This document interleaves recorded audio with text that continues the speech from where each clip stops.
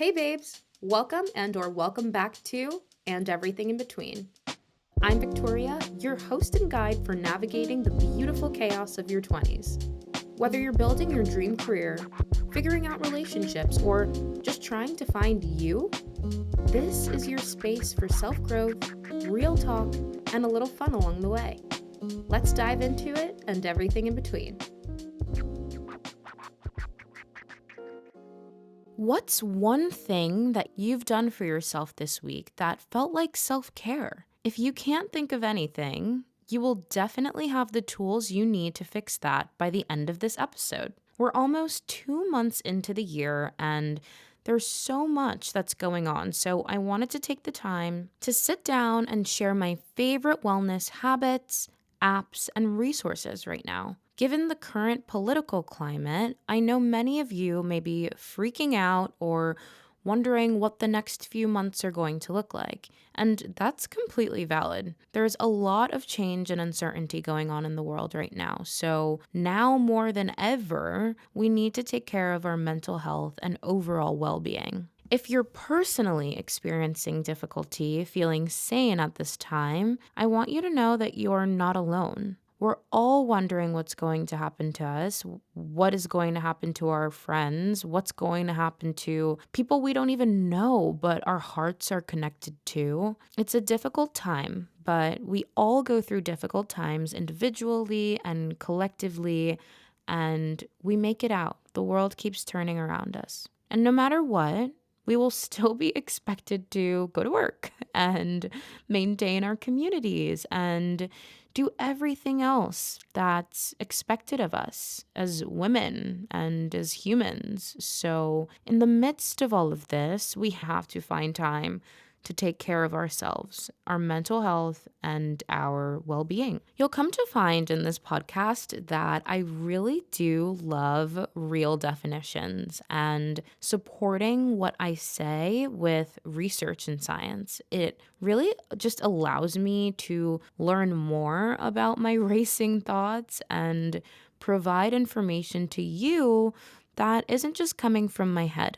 So, what is wellness? According to the Global Wellness Institute, it's the active pursuit of activities, choices, and lifestyles that lead to a state of holistic health. Wellness is not something that you can have or that you can be. It's something that you pursue or aim to maintain by the daily choices that you make. It's not just about your physical body or your brain or your emotional state. It really encompasses the overall state of your being. With my corporate job, independent research, hanging out with my family, spending time with my friends, and overall just busy life, I'm always trying new things in my daily life to maintain my wellness. I can't stress enough how important wellness is to me. I'm definitely not an expert, and wellness is not my 9 to 5. So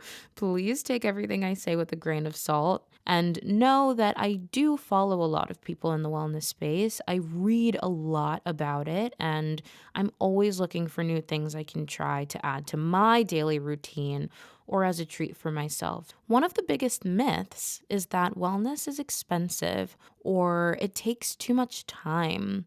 And that's just not true. Journaling, completely free. Stretching at home, also very free. So while I'm going to share what I've been doing, I will be sure to include modifications that do not require you to spend money, because taking care of yourself can most definitely be free. To start off, there are a couple apps that I'm obsessed with right now.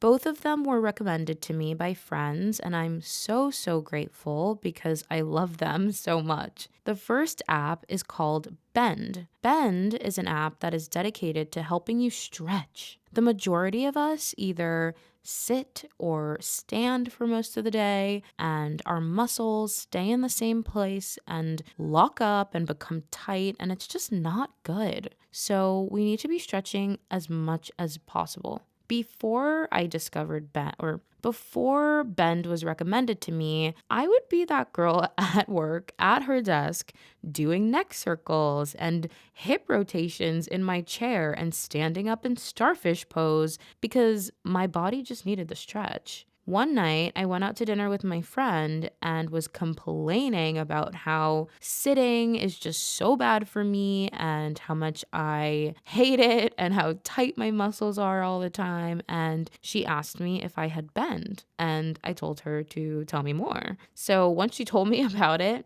I downloaded it right there and used it on my car ride home. Bend has stretches for every situation. If you want to stretch standing up at your desk, they have a 5-minute series to help you do that. If you want to stretch and wind down before you go to bed, they have a 20-minute series to help you do that. They have stretches for specific areas of your body, for different types of workouts, for waking up and for going to bed. And each category has different time commitments. So if you have the time and you want to do the 20-minute wind down stretch, perfect, incredible. But if you want to get in bed as soon as possible after you shower, they have an 8-minute session that's just as good. So I'm really happy my friend told me about it because now I use it every day, and it is free in the App Store. The second app is called Yuka. A lot of you may have already heard of this app because when I told my coworker that I didn't know what it was, she gasped so hard her jaw was on the floor. So I may be a little late, but I'm currently obsessed with it. It's an app where you scan the barcode on a food product or a beverage and tells you the nutritional value, the additives, and how risky they are for your health, and whether or not the product is organic, which means that chemical pesticides were avoided during their growing process. The score that they give for each food ranges from 0 to 100, with 0 being absolutely awful and 100 being excellent. The day that my coworker told me about this app, I went home and spent almost an hour scanning every single food product that I own. Everything in my freezer, all of my snacks, my frozen food, my breakfast cereals, my milk, everything was scanned. And when I tell you, I scanned my favorite breakfast bars and the rating was 1 out of 100. My heart dropped because I was eating them every day. And the hot chocolate I was drinking every night with my collagen for the past week had a rating of 0 because it was super high in sugar and it had 4 additives that are considered toxic. So great.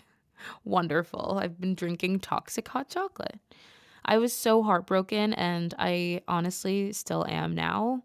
So now I don't buy anything without using Yuka because it matters to me what I'm putting in my body. And now with this app, I have no excuse to at least try to put the most healthy things in my body. And if we're being honest, I'm not someone who's looking at all of the food labels when I'm shopping. I am not paying attention to the sugar levels or really understand how much 11 grams of sugar for a serving is or what it really means. So having this app has been super helpful in just letting me know what is bad and why. Moving on to the things that I've been doing for my physical, spiritual, and overall emotional well-being. Recently, I've been journaling in a way that I feel has been very productive for me. Journaling, as we know, is very helpful with getting our thoughts out of our heads and having our feelings and emotions exist outside of our bodies.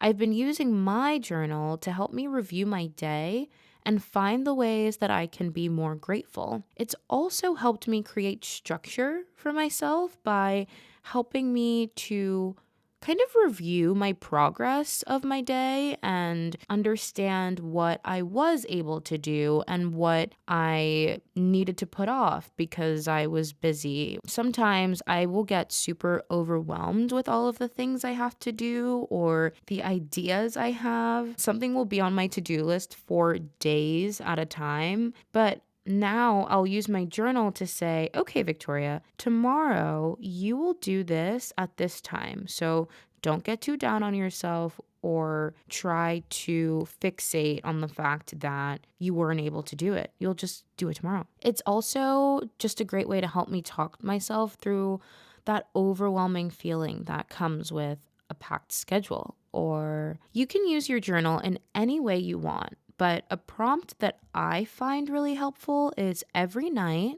asking yourself these three questions. What went well today? What am I grateful for? And what can I improve tomorrow? Another thing I've been doing consistently, this is a little random, but I've been taking my vitamins every day. At my doctor, once a year, I get what they call a preventative exam. So I'm able to get my blood drawn along with a bunch of other things to know what's going on with me. And in 2024, I found that I'm vitamin D and iron deficient. So I spent the last year trying to build a routine around taking my vitamins, but it wasn't until recently that I found a combined vitamin that I love and is easy to take because it's a gummy.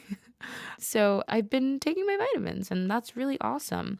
And I can say honestly that 4 months in, I really feel the difference, specifically when I run and with my overall energy levels. I also haven't gotten sick this past winter season, so I'm going to say it's the vitamins. One thing I'm committed to doing at least once a week for my physical wellness is running.